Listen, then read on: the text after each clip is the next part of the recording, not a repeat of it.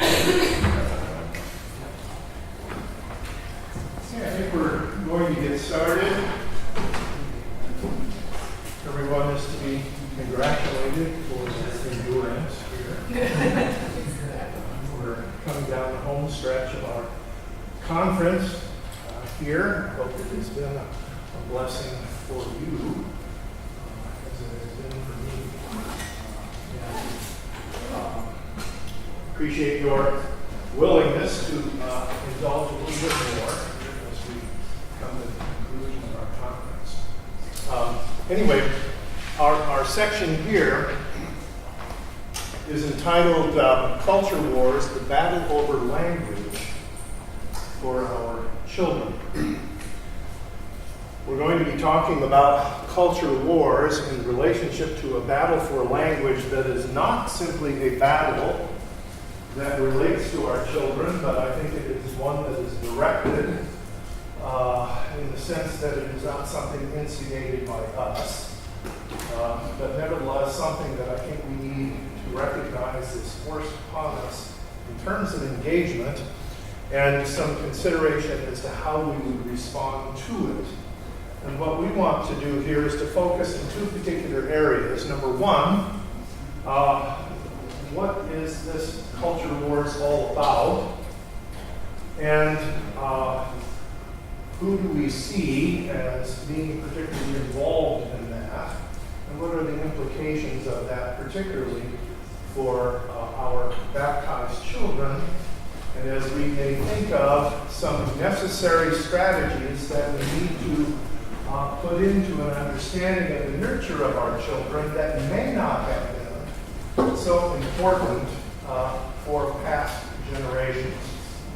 In this sense, we're going to be taking a look at postmodernism, and we're going to look at its importance in relationship to culture wars and in relationship to the challenges of Christian nurture and culture wars.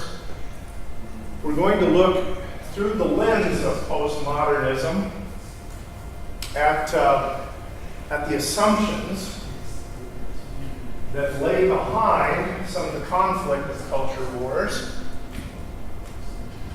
What are the goals that we see? What are the strategies that are being employed to achieve those goals? And what they pose in terms of challenges for the community of faith and how we would respond, and how it is that we would see the nature of these challenges for the nurture of our children. What we might consider, or at least I want to strongly suggest, as some additional goals and objectives for what we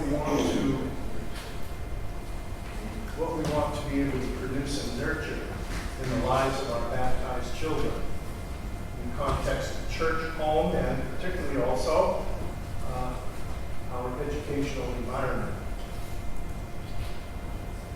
And then lastly, and this is something that I hope we can get to this time, I was entirely too blabby at the beginning of this presentation the first time that we didn't get to this last one, but I think it's extremely important, and some may be here simply because we can get to that last part and they'd like to hear it. This whole issue about giving and taking offense in social relations, and how should we understand these things as we hear such terms and reactions being bandied about, particularly in the midst of elements and factors that are coming to us as elements of the culture wars. So that's what I have kind of sketched out for us in the next 50 minutes. And the idea here is to just simply paint some broad strokes with the hopes that some further reading and reflection can go on your part with some application applications and even some further communication to others here on the home front for you. In this regard, I do have, with these slides here, I have taken all of the text in those and put them into a Word transferred to a PDF document as such here, together with a bibliography of further resources, okay, that you can further explore this topic. And I have that available as a PDF, but since there was neither provision nor budget to make copies of that for you, I am commending you to, if you are interested, copy down my email address here. And when I get back home, I will be more than happy to send you that PDF. So you need not worry, at least in terms of taking notes or anything, in terms of reproducing these slides. I will have them available for you. Okay, let's jump in. Postmodernism, a new understanding of meaning. We often talk about postmodernism as a worldview, but if it is a worldview, or we think of it as a worldview, its starting point is radically different. Certainly radically different from a Christian worldview, but many others that previously have been vying for acceptance in Western culture. Most worldviews want to begin and sketch out broad presuppositions about what is real, beginning perhaps with, well, what's prime reality? We think of Jim Sire's book, The Universe Next Door, which is a marvelous catalog and primer on worldviews. That's where he wishes to begin an analysis of most all of the worldviews, until he comes, of course, to postmodernism, because you cannot do that with postmodernism. In postmodernism, it wants to begin with a completely different understanding of meaning. Most worldviews want to identify meaning in language, or at least its capability of saying something about reality. Not that that's the only use of language, but that it is presupposed that language is an adequate vessel in order to produce statements of alleged states of affairs. That is, that it is perfectly adequate for language to depict true or possibly false states of affairs. That there is meaningful correspondence between the grammar in the language and what exists outside of ourselves. In other words, that language, therefore, may depict for us and communicate alleged states of affairs of what's true, good, or beautiful. Certainly that is true in terms of the Christian worldview, for it is just assumed that language is an adequate vessel for God to communicate to us. When we see in the Old Testament that phraseology, "Thus saith the Lord," that there is a correspondence between the mind of God and what you find there in the text. It may not be exhaustive, but nevertheless it is truthful and adequate. If we take words of Timothy there in 2 Timothy 3:17, that the man of God or woman of God may be thoroughly furnished unto every good work. The notion of the clarity of Scripture, which is the foundation for all of our Lutheran understanding about how it is that we may know and have trust in the gospel, is founded upon the notion of the clarity of Scripture, and that the clarity relates to a true correspondence between what can be known through grammar and syntax and the very mind of God in terms of us and our salvation. Key point, starting point.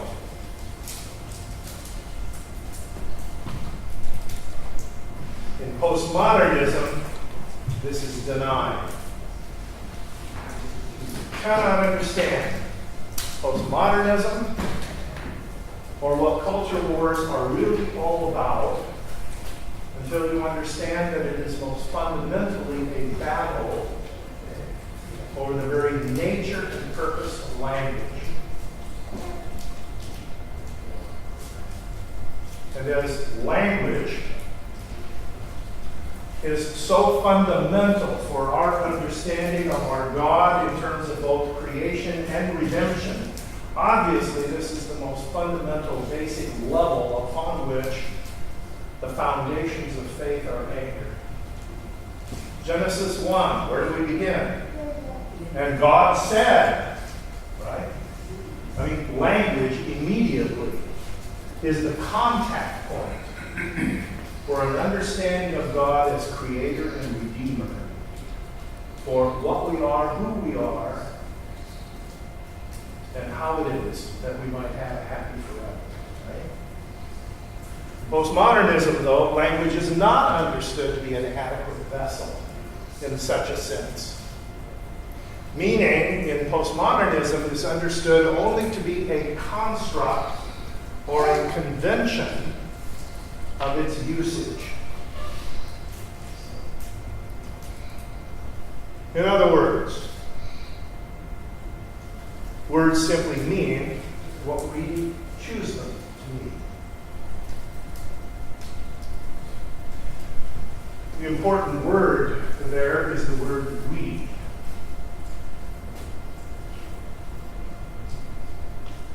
We're all familiar, I'm sure, on one level or another with those fanciful stories written by Lewis Carroll. Alice in Wonderland, Through the Looking Glass, which were satirical depictions of Lewis Carroll's thought of the state of the teaching of language under the influence of logical positivism and other elements in Britain back in the 30s. And he decided that the best way to do this would be to make humorous depictions of what he called language which went on a holiday. One of those depictions, which I think is particularly endearing in the unabridged version, is when Alice encounters Humpty Dumpty. And Humpty Dumpty raises his arms all about and says, "Impenetrability." And Alice says, "My, that is a big word. What does it mean?" And Humpty Dumpty responds, "Why, it means nothing more than nothing less than what I intended it to mean. And with a word like that, I always give it a little something extra."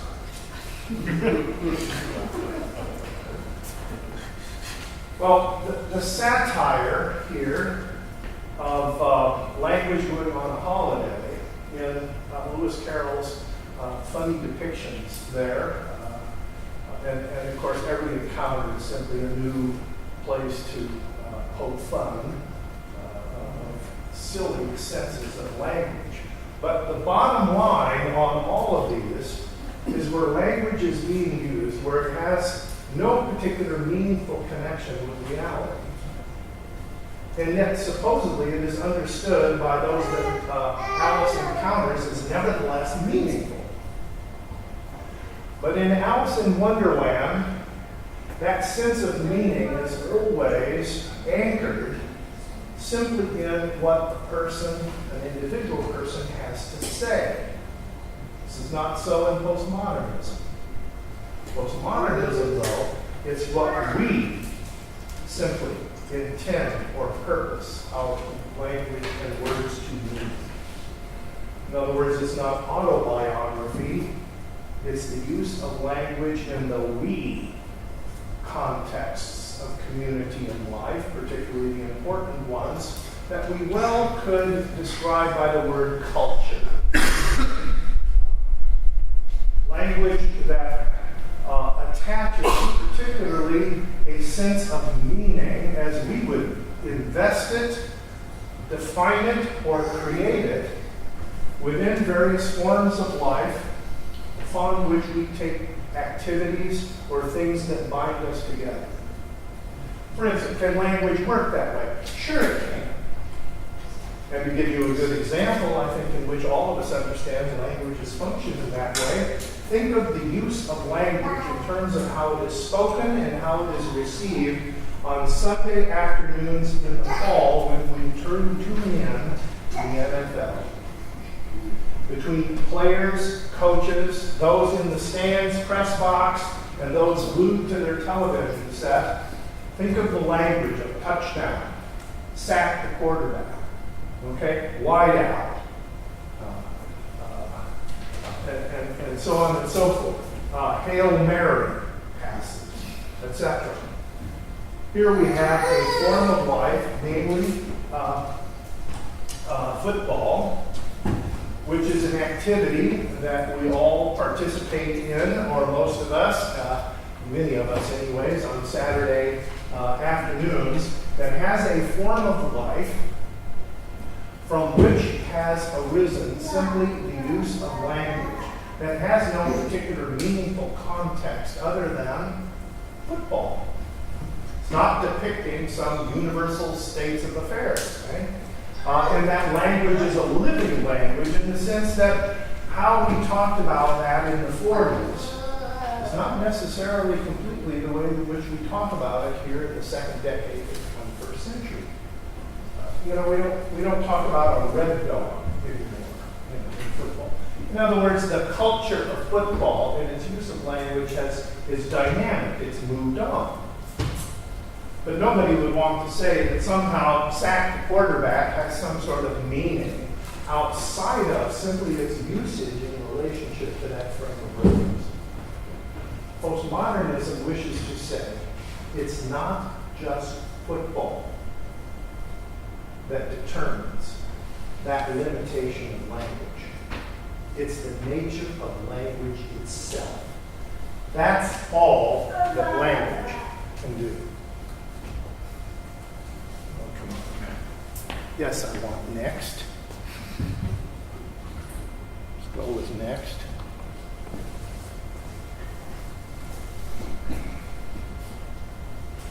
If we wanted to think, therefore, of postmodernism and some fundamental presuppositions that are just simply there,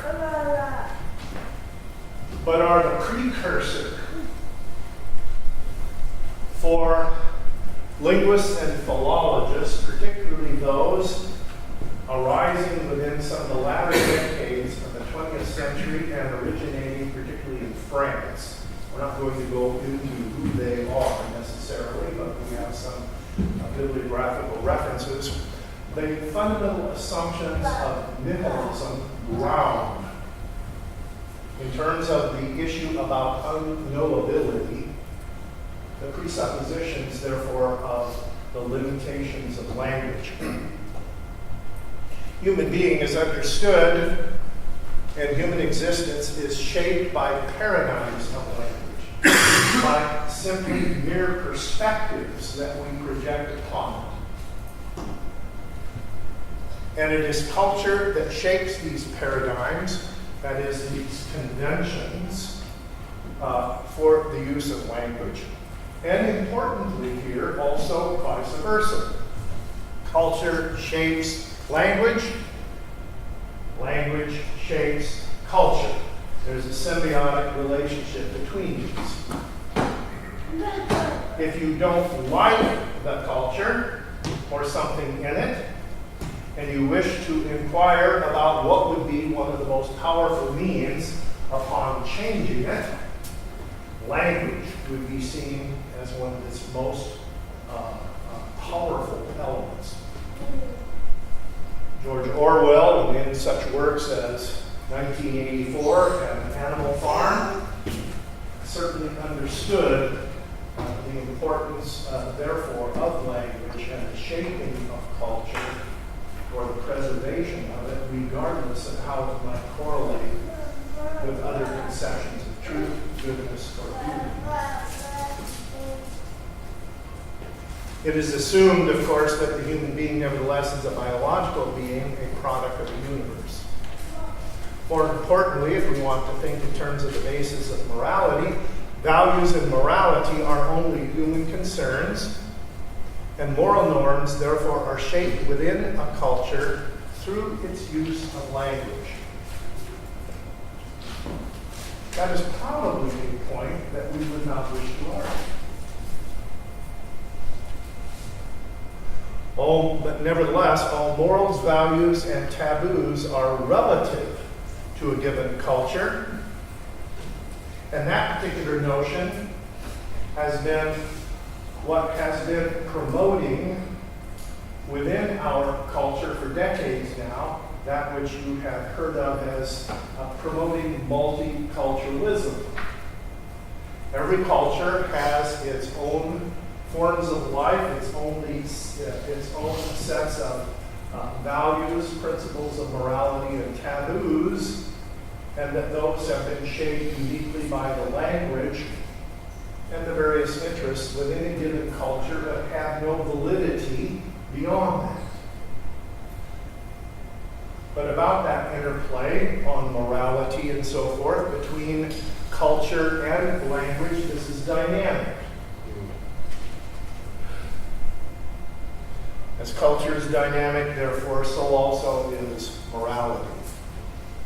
The world, though, here's the nihilistic assumption, is intrinsically devoid of any absolute meaning, purpose, or value.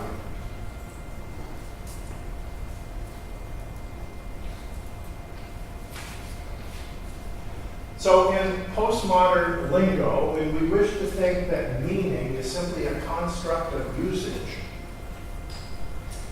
then it is how we talk,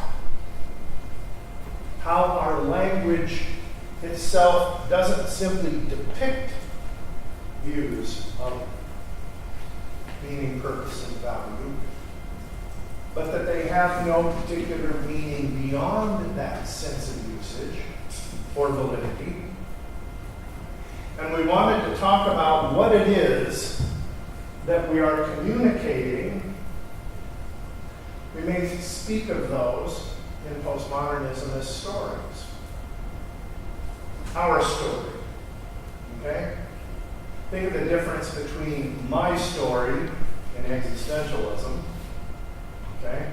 This is the I, the me. Okay? This is my thing, and so on and so forth. To the idea of taking that same kind of relativity but giving it community. It's our story. It's what we are about. It's what we are about. So when we speak within a culture and as a part of that culture, that narrative, which is our story, is also my story. Or, to use the popular word, narrative. Narratives are story that simply depict looking at self, others, or what is important within a given culture. Every culture has its own narratives that are only therefore applicable within a given culture.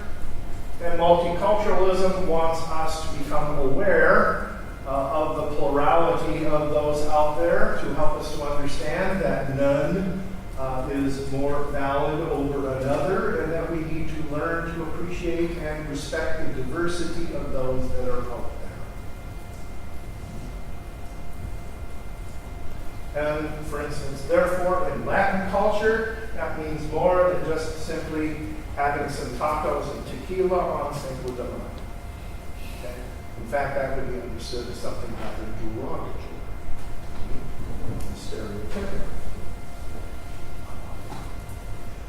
But the key point, and this is the reason behind, of course, culture wars, is the insistence that there is no such thing as a meta-narrative. There is no such thing as a valid story that transcends and has validity over all cultures and all time frames in which those cultures exist. So when we love to tell the story of Jesus and his love, that's a meta-narrative. We're not saying that that's mere autobiography or mere expressions of something about how it is that we would like to look at things simply within relative to our own culture. We are talking about a timeless story that is relevant for all people of all cultures, because this story and the language that communicates it corresponds to reality that even transcends all space and time, which should inform and shape the lives of people within all cultures and times. This, says postmodernism, language may not do. In fact, such language is understood as offensive because it presumes, anyways, that a person is able to use language to do things that language cannot do, and that would be deceptive of other people. And of course, as we just said, using this kind of terminology, Christianity is a meta-narrative, and that is certainly understood by postmoderns and others within our own contemporary culture. It is illegitimate.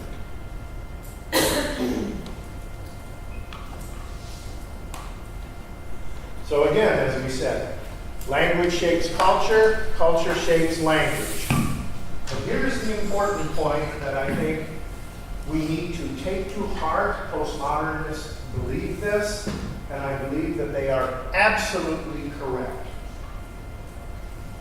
The language that a person uses in everyday life is going to shape the language that ultimately they process meaning in their thought life, in the activities of everyday life.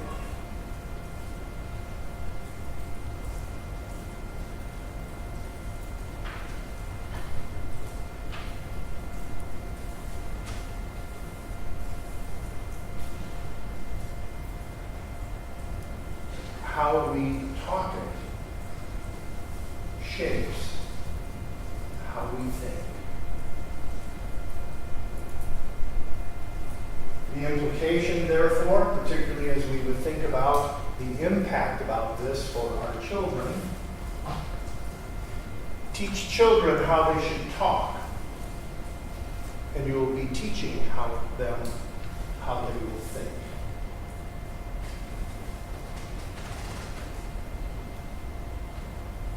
Now, is this 100% the case? No. I doubt that. I doubt you could even do a study to verify something like that. But nevertheless, very powerful. The language we speak with, the language that we are taught through discourse, and so forth, has tremendous influence upon the language that we will be using in terms of our thought life.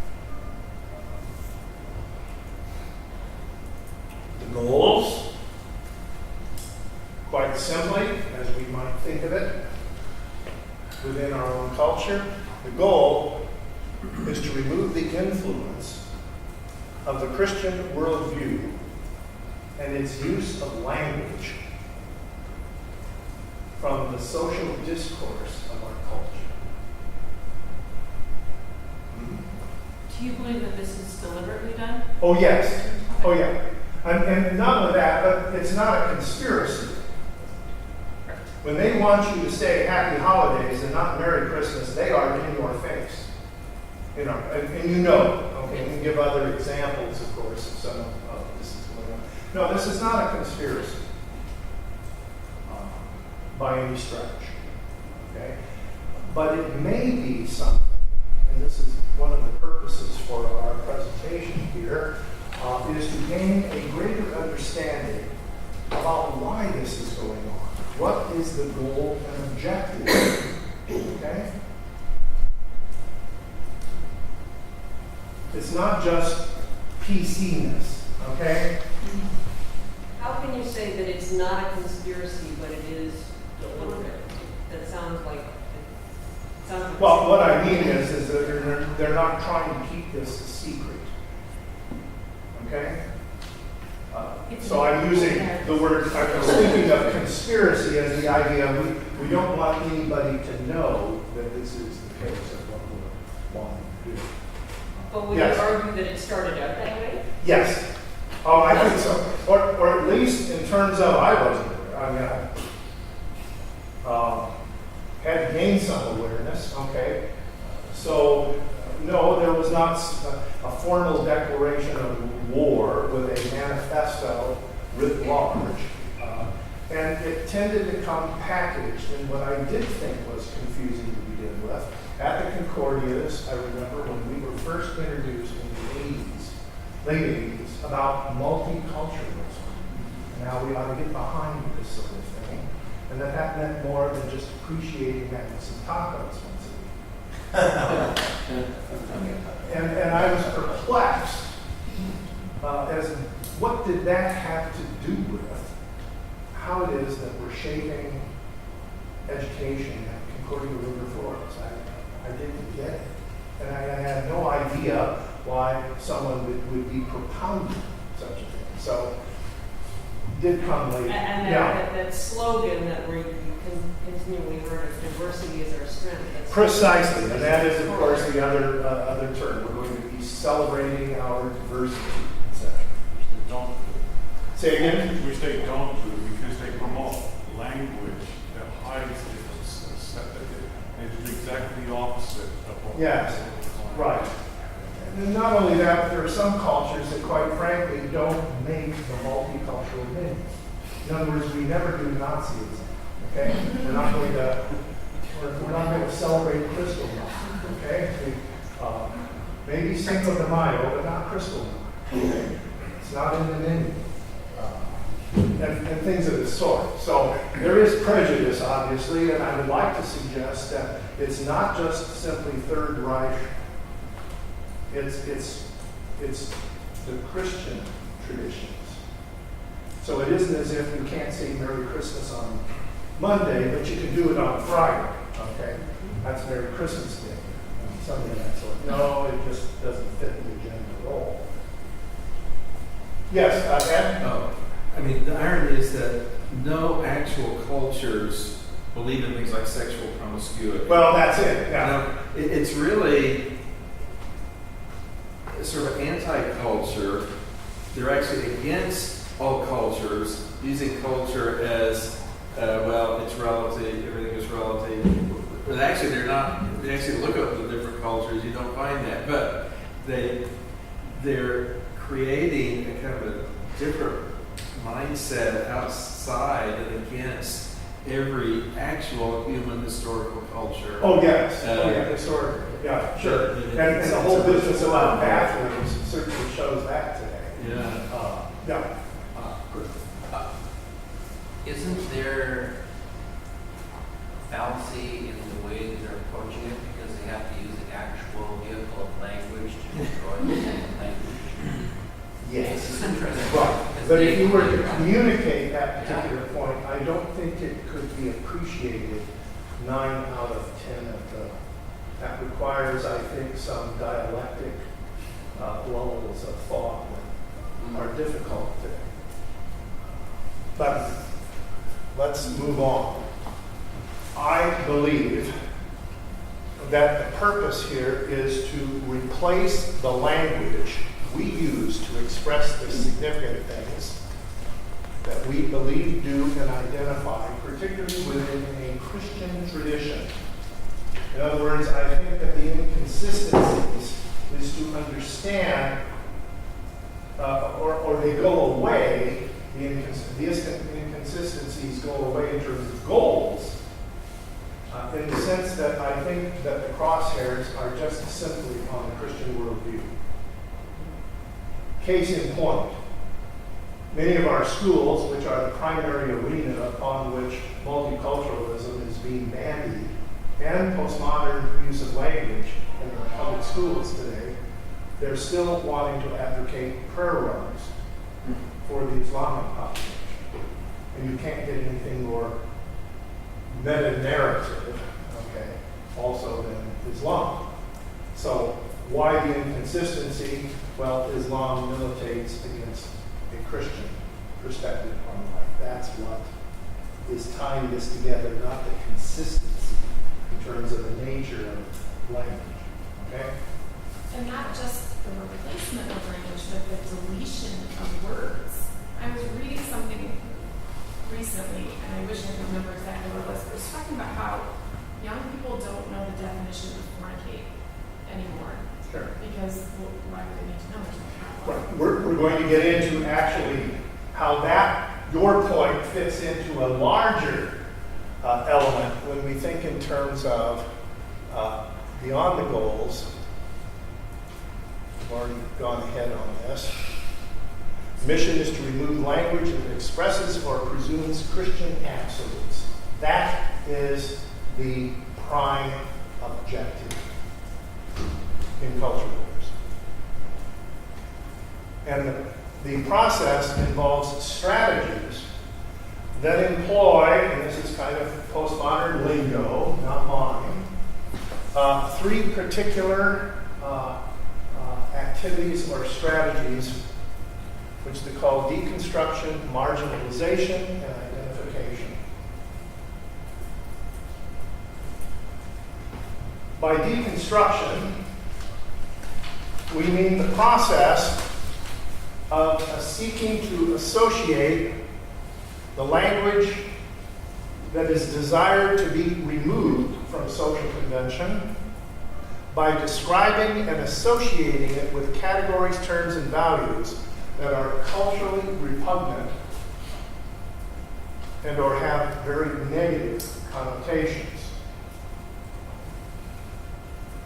For instance, to identify various expressions, uses of language, words, so on and so forth, as racist, discriminatory, bigoted, phobic, that which constitutes hate speech. It's offensive, narrow, outdated, unscientific. To categorize the usage of language that within a culture has characteristics that are assumed that anything that has those particular characteristics is bad, repugnant, negative, so forth. You cannot go to social media, for that matter, you can't even listen to pretty much any of our commentator of news sources today in which identity politics or identity is framed out on the basis of assumptions of deconstructed language. And the correlation of deconstructed language goes closely with the other component known as marginalization, and that is the categorization of people who speak and use the terms and language that are being deconstructed as uneducated and or socially or psychologically maladjusted.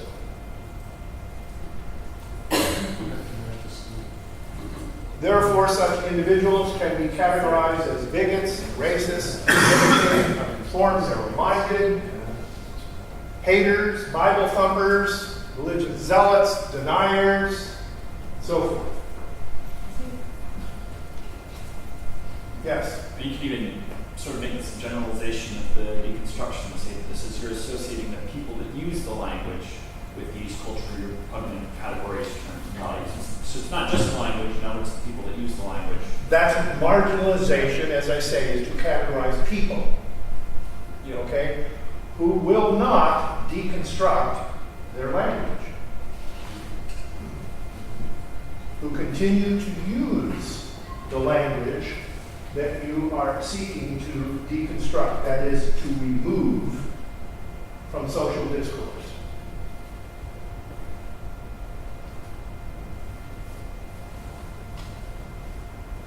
Notice the categories in the second listing there, examples, how those relate to the key characteristics in that are mentioned in the first bullet there. They're either in want of an appropriate education, of a good education, or they have serious psychological difficulties, or both. This was the estimation, of course, of those who didn't utilize language according to the party line behind the Iron Curtain. They were to be sent either to re-education camps because they had deficiency in their education, or they were sent to mental hospitals because their problem was diagnosed as more of a psychological origin, or in many instances from one to the other. But the common denominator, understand, okay, in culture wars, they're to be silenced. Now, how are they to be silenced? Very important to understand this. It's a process here to motivate, to convince, by classifying people positively and negatively according to the language that they use.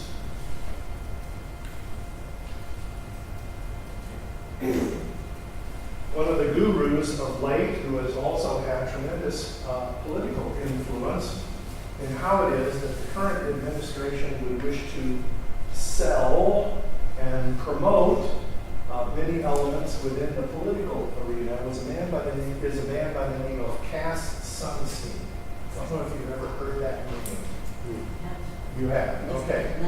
He's no longer on the payroll, but he was, I think, at least for the first years of the Obama administration.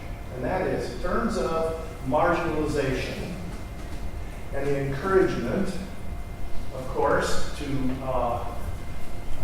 have the appropriate language used and inappropriate language eliminated.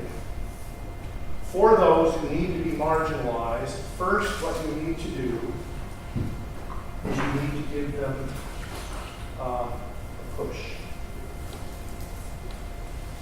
If they are not willing to respond to a push, we need to provide them a shove. If they will not heed being shoved, then ... stronger measures may well be needed. I'm not following you. Push or shut Okay, up. push. Shut up. Right. To, Okay. Let's translate this to children.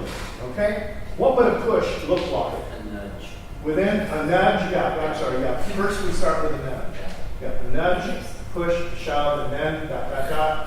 Further measures may be needed. What might be a nudge? A look of distress from one of your children to another. Yes, we're moving toward various degrees of social ostracization. Okay, first. This So, bullying, basically. Well, bullying could be one farther down the line, but we first might smirk and laugh at the person. The other thing is they certainly can't be a member of the in-group, right? Think of your children, okay? Comes up, nobody likes them. Yes. My husband works in the DV community, and he would receive little packets of mints that have a picture on it that has erasing words that say, clean up your language. And so it seems that that's a little nudge right there. It sounds, Sure. it Yeah. feels good. We're not going to Yeah. use this word for these people. Yeah. We're going Right. to clean it up, and we're going to Right. sound really nice to each other. It could be nothing more than a frown and a teacher in the classroom saying, that kind of language, Susan, is not acceptable in here. Or inventing more terms for grievances, like microaggressions. Exactly. Yeah, Yeah. we characterize that with the idea of nanoaggression from my next, but Exactly. But eventually, okay, the idea is, again, ... And okay, after shove, okay, and in shove, we're certainly in the category of bully, are we not, when it comes to children? And if not that, Well, I get it from my husband. If I say it the wrong way, I'm corrected. right. As But well. notice how we're into an ends justifying the means mentality in terms of how we are going to understand what we need to do to marginalize. Okay? The purpose of marginalization in culture wars is to eliminate the language. So for the older ones, particularly right now, the idea, if you are a Christian, is shut up. Okay? If you want to use your God language, go get in your church and by all means, close the doors. So if you're practicing closed communion, we're all for it. We don't want to get, well, the term came in the ancient world where really we did usher out the people and we literally closed the doors. Closed communion was a reference to the doors. No, you can't come in. Well, postmodernists think that's great, okay? Lock them from the inside. It's fine with us, okay? We don't want to get it. Okay? Get it out of the arena of social life and culture. Because you mentioned this man, Cass. Cass Sunstein. Yeah, this Yes. reflects all the way back to FDR stuff. When some of these theories and ideas begin. Oh, yeah, these are not new, but I'm just Yeah. saying that he has been one who has been a guiding light, at least, in attempting to utilize issues about marginalization, okay, and the promotion in relationship to activities and use of language, utilizing this strategy to marginalize, okay? Yeah, quickly, and I'm looking at time, in case you guys want to go over for extra credit, this is allowable. You may get on this, but also one word like the word queer was removed and now it's been put back, and they keep you in a state of confusion about what words are acceptable, what words are good and bad. Right. As Homer Simpson said, that's the word we used to make fun of you. Right. Now, the important point is to understand, though, that marginalized people must pay a price when they misspeak and offend. In other words, for motivation, for them either to shut up or start using language in acceptable ways. Either or both. And this last one is incredibly important also. Argumentation is largely to be avoided. Those who disagree are not worthy or capable of being persuaded. Can you think of an area right now where you know that the point being is number 2 and we will avoid number 3? Can you think of an example of that, of where it's really being bandied about, yes, we want to do 2, but no, we don't want to do 3? You think of it, exactly. So there is call now to make the denial of climate change a criminal offense. They are deniers, and no, they're not worthy of receiving any argument from us as to why they are wrong.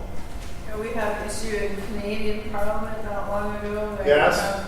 euthanasia was legalized, and there was a law to be passed kind of explaining how just to regulate that.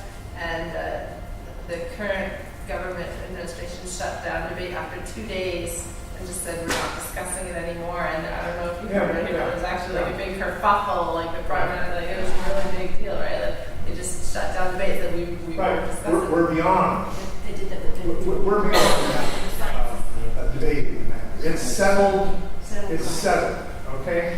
Again, this is not strategies that relate to supposedly language univocally telling us what really, in fact, absolutely is true, good, or beautiful. It simply relates to how it is that power is going to be exercised to shape normative uses of language. period. You must always remember. Okay? It's why argumentation is primarily out of place. It isn't the game. Okay? Because language is incapable of doing this. The only area in which language is understood to have some kind of an absolute character is when it relates to quantity. In other words, no, you can't just autobiographically agree to disagree with your banker on how much money is in your savings. No, that isn't going to work, okay? You can't deconstruct, as it were, the language connected with your indebtedness to the charge cards that you may have, Visa or MasterCard. But getting it to the key points here, and I know running late again, what does this mean in relationship to our children and the tasks that we have, since we are on the target of discourse and language being shaped by a Christian worldview?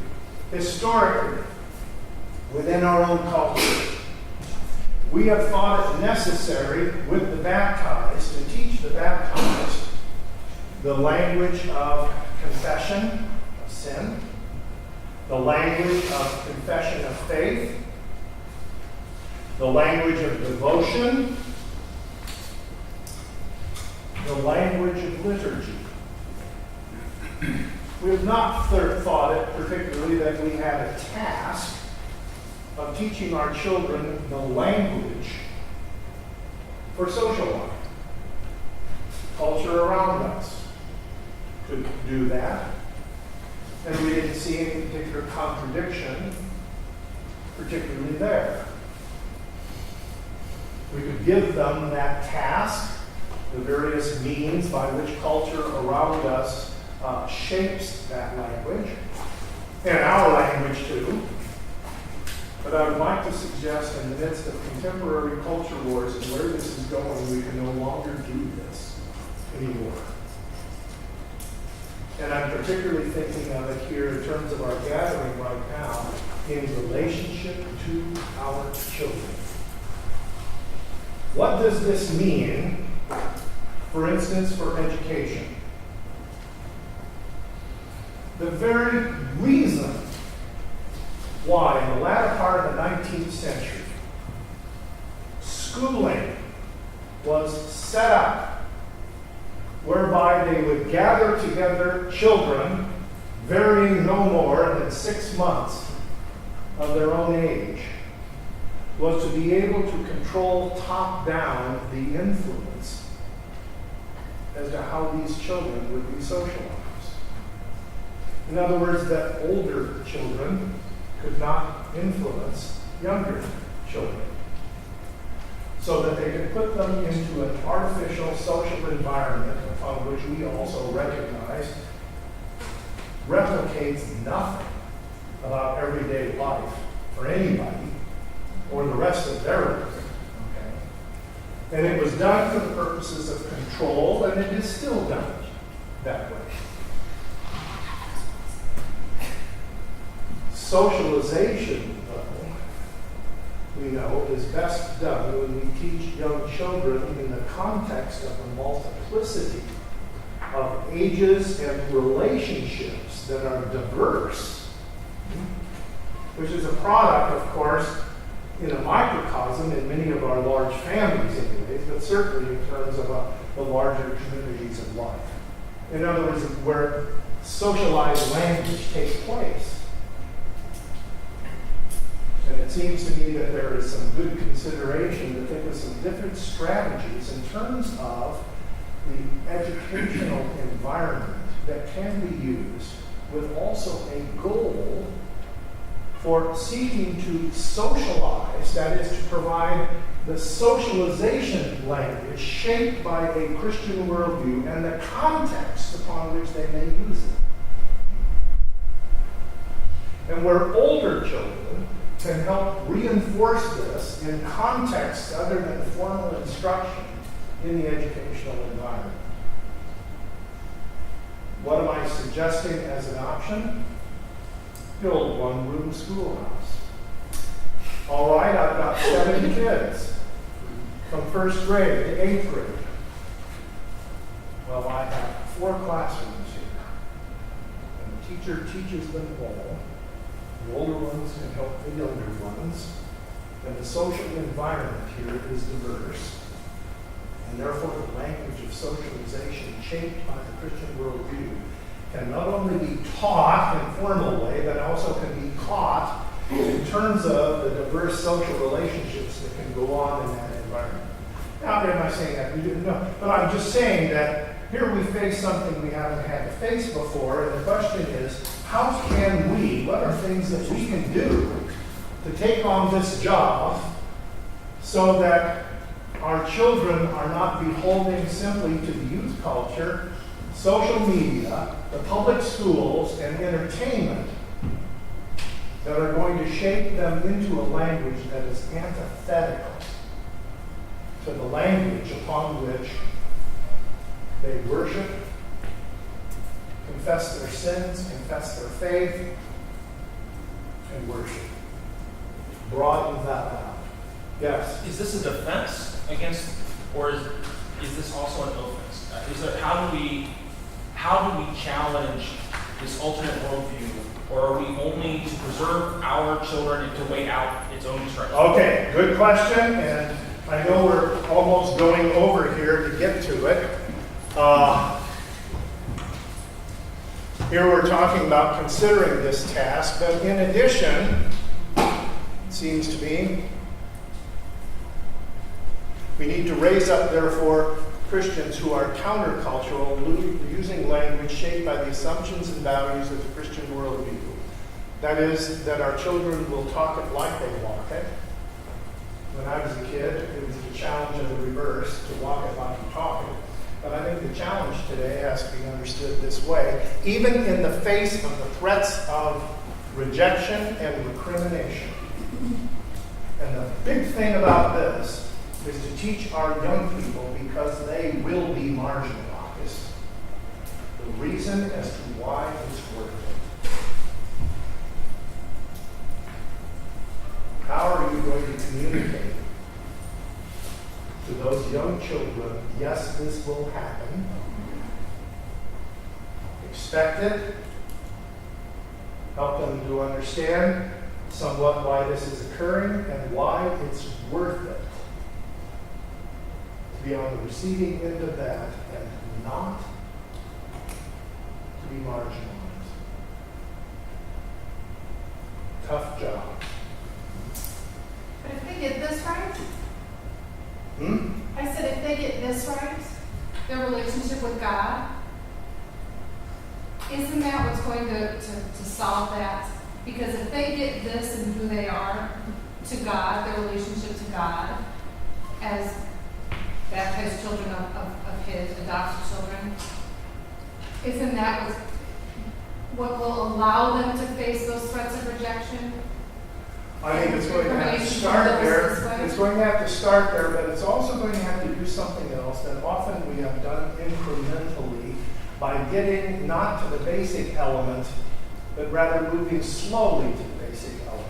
The problem of sin is not naughtiness, and then when they get older, we'll teach them about some deeper dimensions. The problem of sin is death. You can die to sin and live with Christ, you can just die.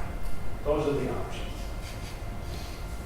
The fairy tales at least taught, the old ones, the real ones. The struggle which we are up against here is really the forces of life and death. That's what's at stake. And therefore, for the kid, anyway, in terms of faith life, there is but one objective: stay alive. And cartoons and fun cannot communicate those realities. I would like to suggest.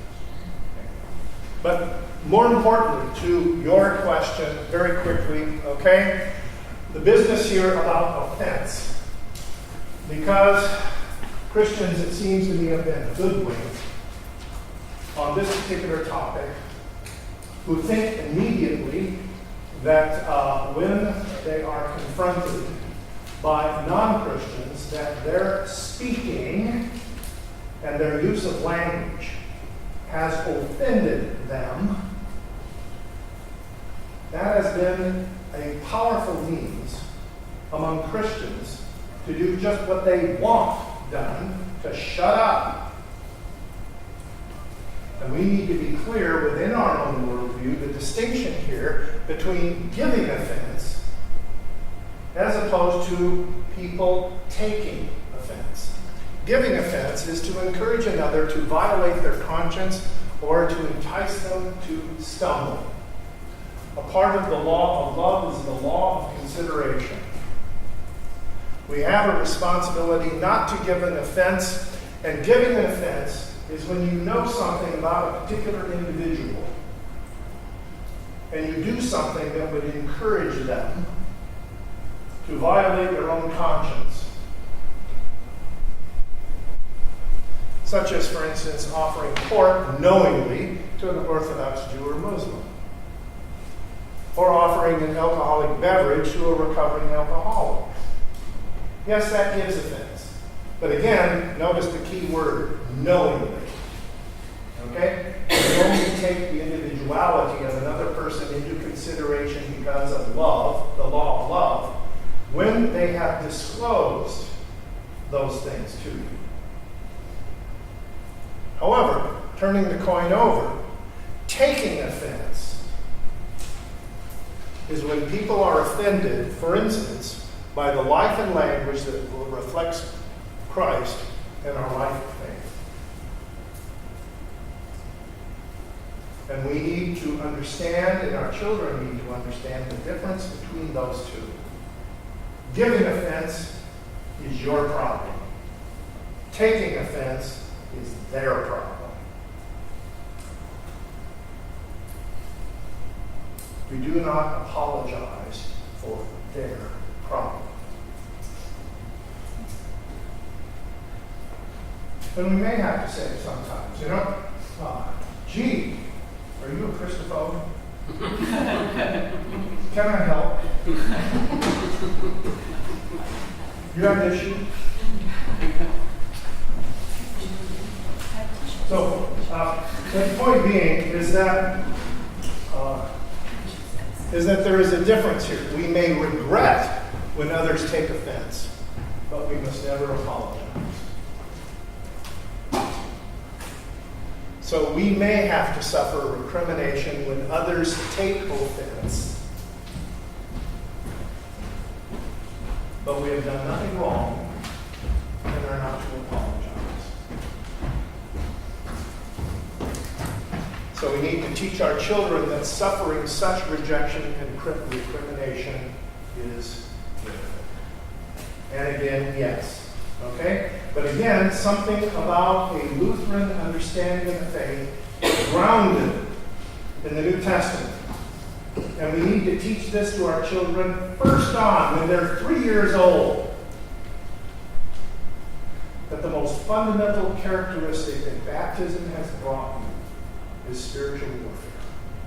There's nothing more basic, okay, to what being splashed by grace brings to a sinner than warfare against the world, the flesh, and the devil. And nobody else has it. And you just got it from that. And it will not end, it will only get greater until that day of the Lord. And that we use means, methods, and depictions that don't fight such an understanding, but convey it.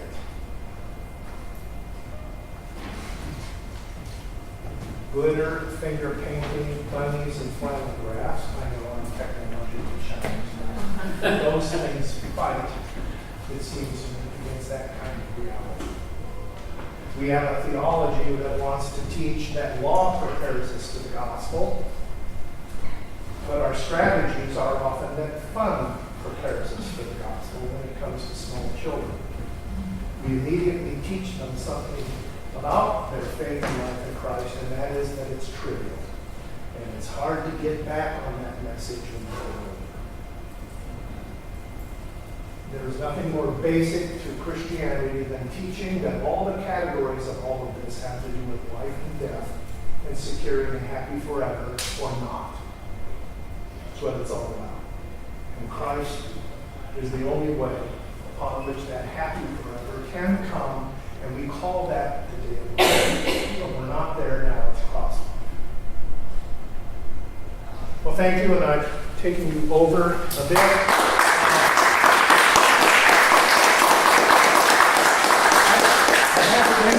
Because of crass commercial announcements. Okay?